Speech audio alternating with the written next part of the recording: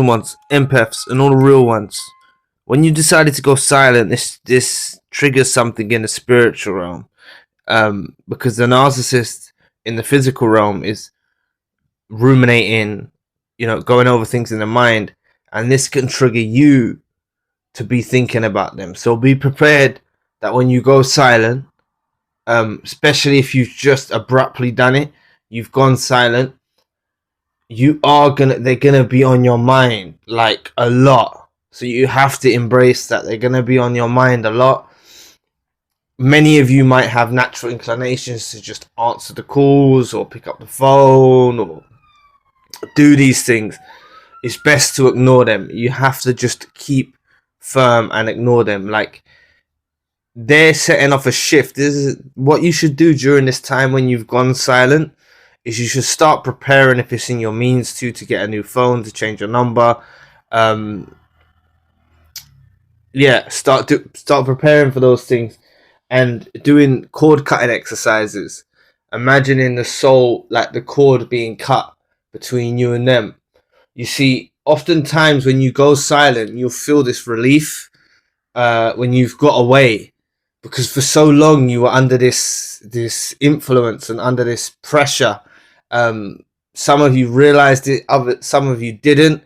I remember when I was in a kind of dysfunctional friendship with some people, and I wanted to escape from this friendship. I felt trapped in this world and in this reality. This was when I was young, very long time ago. Didn't understand what was going on, and I stayed in the dynamics for a long time. And the way that God works, or the universe works, things enabled me to get away. Okay, I actually busied myself up. I went back to college. I had a job in a hotel. I was balancing the two, and I've mentioned this before, but so I was covered 7 days of the week. So I wasn't, I didn't have time to be there. And this is what you should do during your times of silence. But so that was what I tried to do before I eventually really cut ties. But at least limit yourself. If you've gone silent, like, it's something to work towards. If anyone's watching, like, you need to get away. All right, that's the main thing. And the silence might become difficult for you, so focus on the cord cutting exercise. And then once you've done that, this could work in romantic relationships, friendships, anything. Once you've done that, you've released them. Someone just commented to me just a moment ago. They said, "Hey Zion, what's a good one-liner I could say to the narcissist when they reach out?" And I can't even remember what the response I gave, what I told them to say. But I said, like, the best thing is to not say anything. Okay? I said something like, "You're not on my level. I've got things to do." That's what I told him to say. But, like, speaking a statement is what I was encouraging. I know that sounds contradictory because this video is about silence, but I'm saying something that you learn from narcissists is you have to speak in statements with them 24/7 if you are in the relationships with them, if you're still in the same households with them, if you're still affiliated with them. You have to speak in statements. It's the only way. Learn how to master speaking in statements. Some of you are enmeshed with narcissists that you can't escape from. But like I'm saying to you, many of you have chosen this silent path. It's moved everything into the spiritual realm. So whether you call it spirits or entities or devils or energy, even, it's energy. You know what I'm saying? Like, their energy that they ruminate about you and focus on you and all of that triggers you, may trigger dreams in you, right? Just by them focusing their attention. So that's why the cord cutting exercise is very necessary. Just imagine a cord between you and them and it being cut, and know from that point forward. Do it sincerely. Don't repeat the exercise. I don't think there's a necessary point to repeat the exercise unless you spoke to them again or something like that. You need to do these sorts of things because there is a battle going on. in the spiritual realm. I don't know what you want to call these. It's an influence. Obviously, like some people will say devils. Some people will say entities. Some people, whatever you want to call it, there is some opposing force, trying to drag you down, trying to make you think this and make you think that, and trying to, just their influence, like the stain they leave on you, just the remnants and the after effect that is left on you from being around them can leave you with increased anxiety and all this stuff. And that's what you need to focus on during the healing process in your silent time. If you've got time to busy up your schedule, try to. It will distract you, right?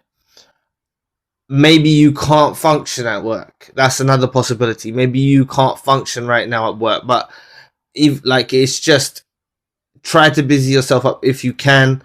If not, stick to your silence, do what you're doing. Understand that not all thoughts in your head are your own, right? That's something I'm a firm believer in.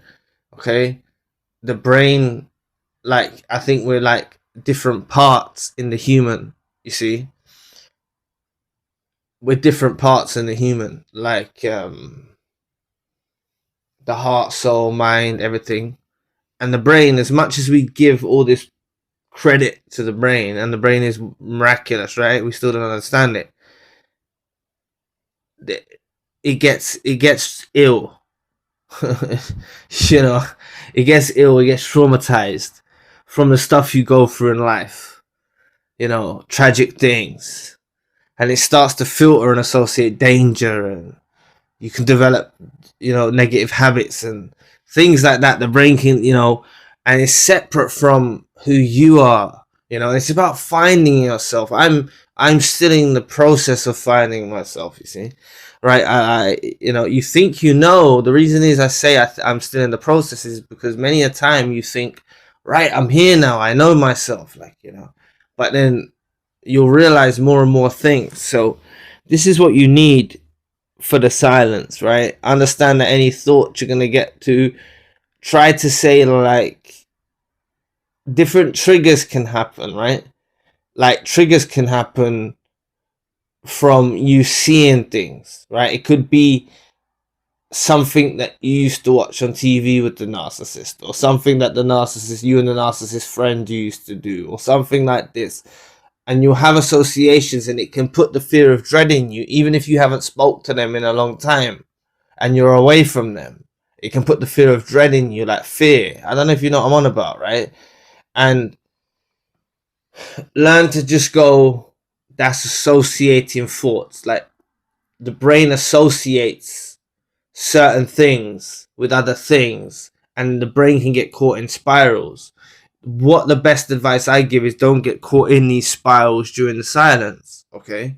Don't get caught in these spirals when you're going in the silence. It's hard not to, but this is what happens. But it does fade.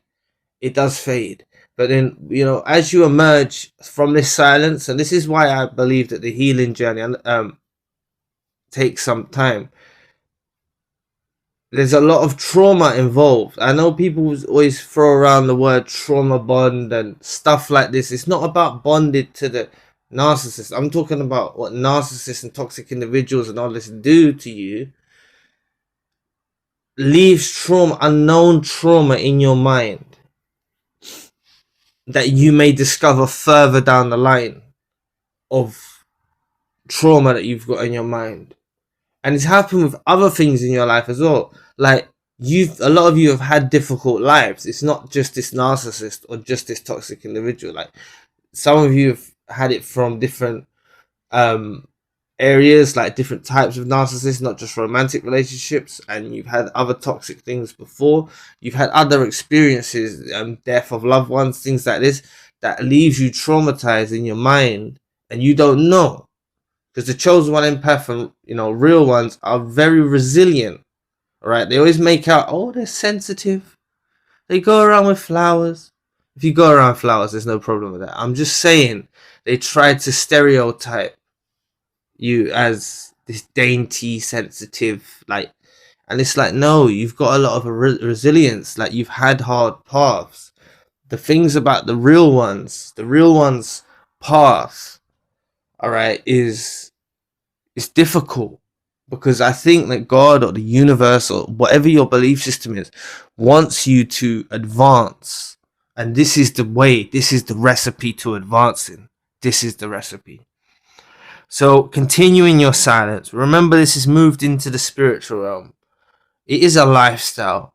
These thoughts will fade, but remember what I said about the associating thoughts. When things come in your mind, it's not always you, right? Even if it's things from narcissist, that, you know what I'm saying, it's external, right? And try to, like, don't fight it away, but just say that's a passing thought. Release it to the clouds, you know, and try and busy yourself up and get on with something else, you know, because the trauma can affect you later on. Other types of things that maybe not like linked, like not specifically linked to the narcissist or toxic individual, but other triggers that you might have, you see. So I know this was I dug a bit, tried to go in a bit deep on because to make you aware of the trauma, like everyone's, because you get over the trauma bond, right? It's like a lot of you didn't want to be in the situation, however it ended. A lot of you didn't want to be around there. Like, you dreaded it. When your phone rang, you dreaded it. Like, you've been in those positions. Some of you. You know what I'm talking about. Like, you really did not want to be there. So this silence is very necessary. So anyway, thank you so much for listening today. I really appreciate the support. I'm available across all time zones now. Available 24 hours. So you can book a session if you'd like to. You can also request custom videos. All video requests are processed in 24 hours too. You're welcome to donate or support to the channel if you like to. My podcast is now on Spotify. Check out the spiritual the main channel for more content. All links you need are in the description box below, and I'll be back with another video soon. Peace.